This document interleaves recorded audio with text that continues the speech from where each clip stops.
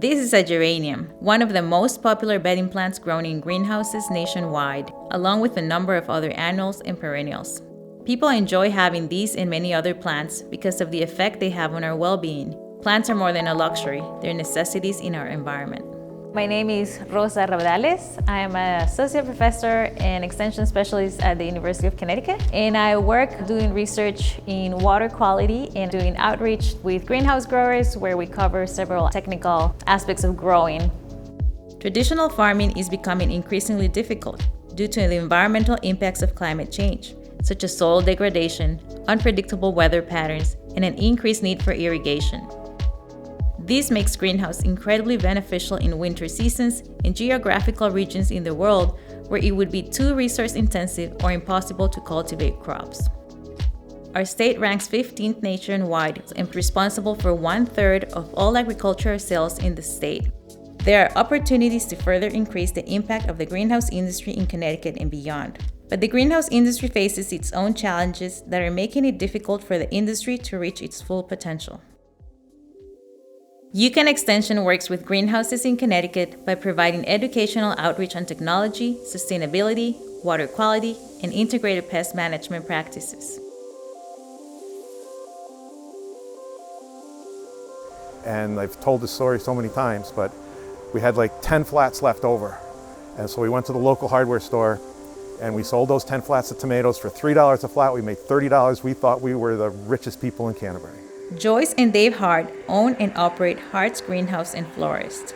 Both graduated from UConn's College of Agriculture, Health, and Natural Resources. Over the course of 37 years in business and running their 4 locations in Eastern Connecticut, they have adopted many technologies and innovative practices that have contributed to their success and growth. We put in about a half an acre of flooded floor, which is 16 zones in our particular floor. They're 12 feet wide by 100 feet long, and there's holes drilled down the middle, and the concrete has the slightest little pitch to it, and 20,000 gallons of storage water, different fertilizer blends, and we program that on a computer of what zones we want to water. Our disease problems are very, very little because we're not overhead watering where foliage is getting wet. All the water is reused, recycled. We don't waste any water whatsoever. A lot of drip lines, drip tape to keep our water use down. So we actually use quite a few transplanting machines. We can do about 400 flats an 400 hour flats with an that hour. machine, where when we used to transplant by hand, our best transplanter, if she was having a good day, could do about 12 flats an hour. This industry really, really needs qualified workers. We were very, very close to buying 2 other retail garden centers in Connecticut that would have been super spots, and we were really interested in it, but we had to say no to both of them just because we were afraid we couldn't staff them, which is unfortunate. We're constantly looking for growers. If we had 5 growers come to us tomorrow that were qualified, we'd hire every one of them. That's about our biggest concern right now. We wholesale what we retail. Our wholesale and retail are about 50-50, but I think in years to come, the wholesale end of our business will be increasing. Wholesale business really there is no limit, just the limit is how far we want to drive with our plants.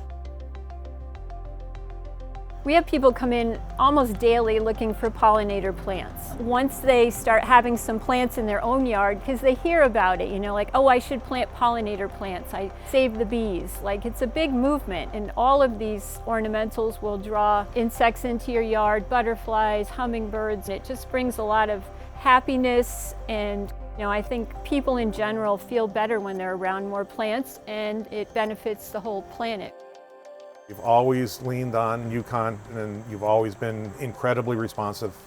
I spend a lot of my time with one-on-one grower visits to help educate the industry so that they can continue promoting these sustainable practices. And I work more so with sustainable practices in terms of pest and disease management.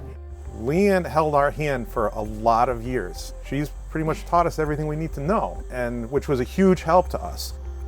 Pest management is really challenging, and even though it's a controlled environment inside, pests or diseases can be inadvertently introduced as the young transplants or cuttings come in.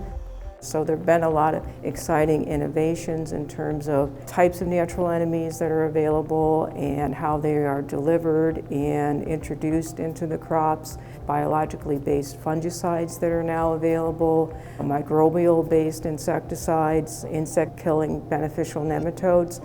If they are using pesticides, they're using much fewer pesticides and they're much safer. More of the growers are using biological controls, and this makes the greenhouse environment a much safer environment than it was, for instance, 30 or 40 years ago.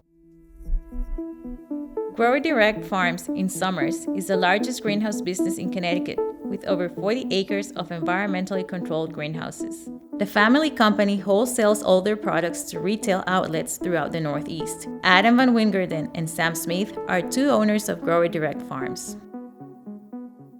So here at our main facility, we're roughly 40 acres, and how we break that up for bedding plants in the springtime, our garden mums and our poinsettias, we break them down into zones, and roughly for us a zone is about an acre. Sometimes we'll consolidate and make larger zones. Behind us is one of the larger zones that we have. We are as precise as we can in our environmental control system, and it's giving us temperature, humidity, and that's giving feedback to the control system that allows it to create ventilation. So, we're defining what we think is an optimum environment for our crop, and that control system is operating the ventilation, heat, irrigation, and so we're creating the set points and the computer is doing it for us, so we're not manually going out to open a vent. And as it measures those data points constantly, it will adjust and either close the window or open it more to make sure that we're getting that precise control we want on our crops. We become an access point for technologies. So our reach is global, even though everything that we produce here is grown and consumed locally. So we reach out to other places where there's agricultural innovation happening, and we import those processes and technologies, and they get developed. And then often those ideas are then shared with the producers around us. We become an incubator for new technologies and ideas that can improve the efficiency of all the farms in Connecticut. So we were able to work with the states and utilize some land that wasn't really conducive to greenhouses or farming, and able to put up a solar system. And we were able to reduce about half to 2/3 of our production and put that into solar. We utilize energy curtains.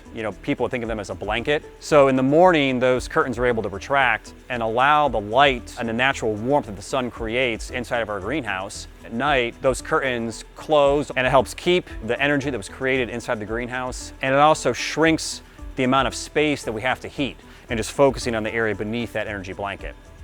One of the most exciting things that I'm watching them develop is a computer-controlled irrigation system. And so today we irrigate with a high degree of precision, but it still requires human decisions. And so the next iteration of that is having moisture meters in the plants themselves, which communicate to a computer and then uses an algorithm to make computer-based choice for us, which will give us an even higher degree of precision about how we use water. Most of the technology that we're working on is aimed at labor efficiency and product quality improvement. Our industry has widespread problems recruiting and retaining talent at leadership level and at the labor level too.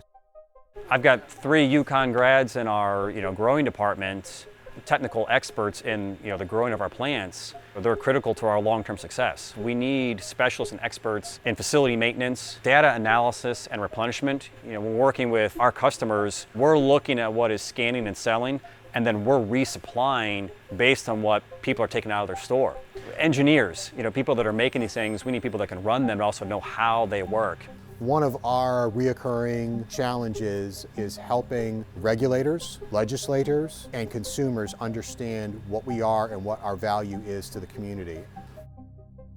I'd like to see political leadership get invested in understanding this part of Connecticut agriculture, on what these greenhouses can do for us economically, and I think for our collective community health too. It's extremely valuable today, and it has the potential to be integral to the success of us as a community in the future.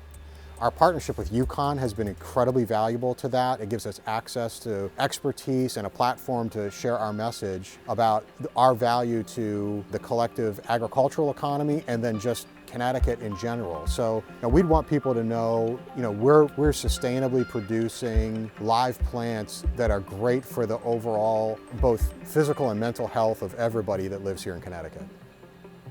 This is an industry seeking individuals with diverse expertise. in horticulture, integrated pest management, infrastructure, engineering, coding, computers, social sciences, and social media marketing. People with diverse interests and expertise can find an opportunity in the greenhouse industry. The greenhouse industry continues to push forward in reshaping the way we cultivate our crops. The industry supports growers, business owners, resellers such as your local store to share these beautiful pieces of nature in our communities, and will continue to play a pivotal role in Connecticut and the world.